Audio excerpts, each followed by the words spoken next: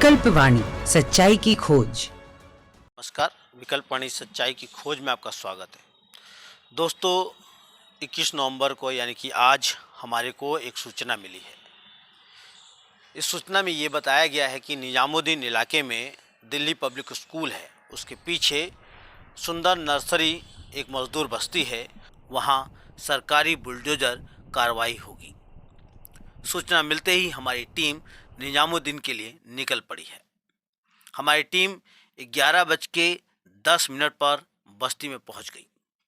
जब हमारी टीम पहुंची उस समय का माहौल बिल्कुल अलग था।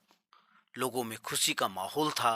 लोगों का कहना था कि दिल्ली हाई कोर्ट ने बुलडोजर कार्रवाई को रोकने के लिए स्टे दे दिया है। स्टे की कॉपी मिल गई आप लोगों को? कॉपी हमारे पास नहीं आई है। हमारे लोग वहाँ पर हाई कोर्ट में हैं, हाई कोर्ट से लेके आ रहे हैं वो। तो अभी हमें पता, हम उनको कॉल हमारे पास आई तो उन्होंने हमें बताया कि इस तरह का वो कौन सा होता है, 15 दिन का टाइम दिया गया हम लोगों को। मगर इसी बीच में दिल्ली पुलिस के कई आला अधिकारी बस्ती में आ गए। उन्होंने ऐलान किया, आप अपने घरों को जल्दी से जल्दी खाली कर दें, बुलडोजर कार्रवाई होने वाली है। इस ऐलान के बाद हंसते मुस्कुराते चेहरे उदास होते चले गए और लोगों में अफरा तफरी मच गई। दूसरी तरफ धीरे धीरे पुलिस की संख्या बढ़ने लगी। इसके अलावा गृह मंत्रालय, PCS, दिल्ली नगर निगम के आला अधिकारी पहुंच गए। आपको बताते चलें, बीते 17 नवंबर को भारत सरकार की आवासन एवं शहरी कार्य मंत्रालय द्वारा एक नोटिस जारी किया गया, जिसमें यह बताया गया, माननीय उच्च न्यायालय के आदेशों के अनुसार 20 नवंबर तक आप अपने अवैध अतिक्रमण को तुरंत हटा लें, अन्यथा 21 नवंबर 2023 को इस अवैध अतिक्रमण को हटा दिया जाएगा। बुलडोजर कार्रवाई को रोकने के लिए लोगों की भीड़ इकट्ठा होने लगी।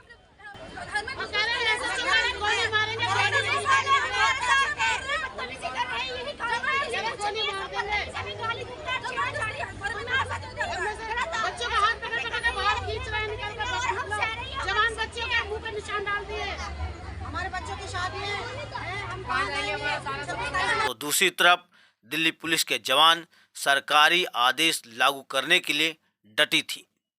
कई बार इनके बीच में कहा सुनी भी हुई।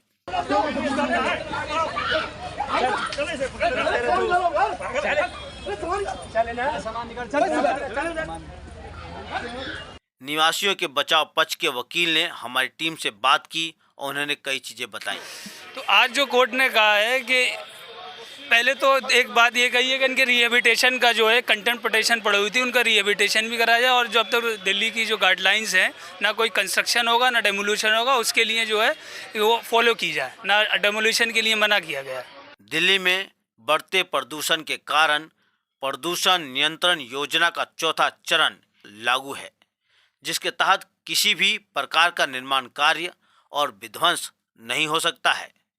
इसके अलावा हाई कोर्ट ने इस कार्रवाई पर रोक लगा दी है, मगर कोर्ट का स्टे ऑर्डर दोपहर 2 बजे तक गृह मंत्रालय के अधिकारियों तक नहीं पहुंचा। इस बीच में अधिकारियों ने बुलडोजर कार्रवाई तेज कर दिया। लोग अपने घरों को बचाने के लिए अधिकारियों से अपील कर रहे थे।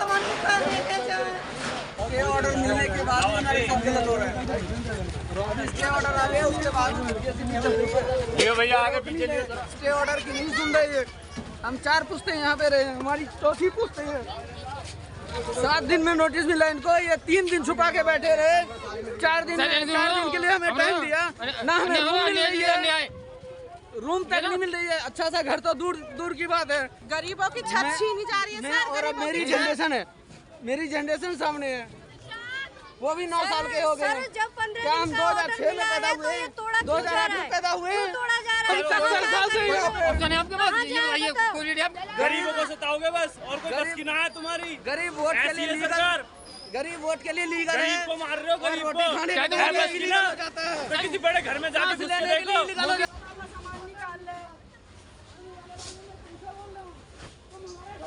पीड़ितों के विनती से अधिकारियों पे कोई असर नहीं हुआ।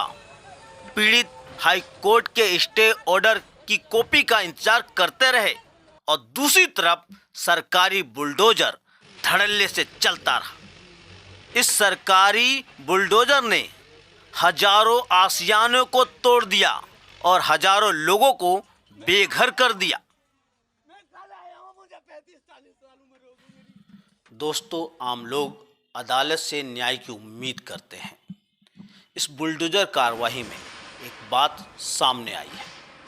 पहले माननीय सुप्रीम कोर्ट हजारों घरों को तोड़ने का आदेश देती है। इस आदेश की कॉपी यानी आम लोगों को घर खाली करने का नोटिस शुक्रवार की दोपहर को लगाया जाता है। याद रखने वाली बात यह है, शनिवार और रविवार को अदालत बंद रहता है।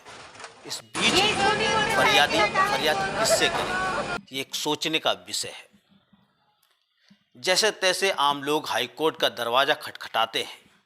फिर हाई कोर्ट उस तोड़फोड़ को रोकने का स्टे ऑर्डर देती है, लेकिन स्टे ऑर्डर की कॉपी समय अनुसार रिलीज नहीं करती है। इस बीच में हजारों लोगों को घर से बेघर कर दिया जाता है।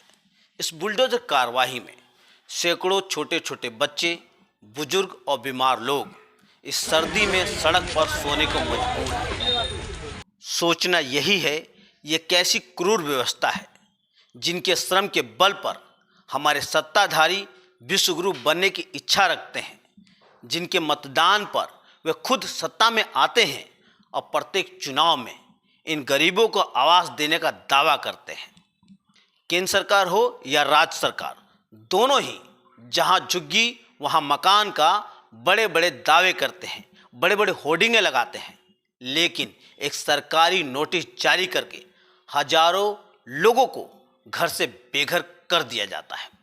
इस विषय में आप क्या सोचते हैं, आप क्या समझते हैं, कमेंट कीजिए। और जब तक देखते रहिए विकल्प वाणी, सच्चाई की खोज।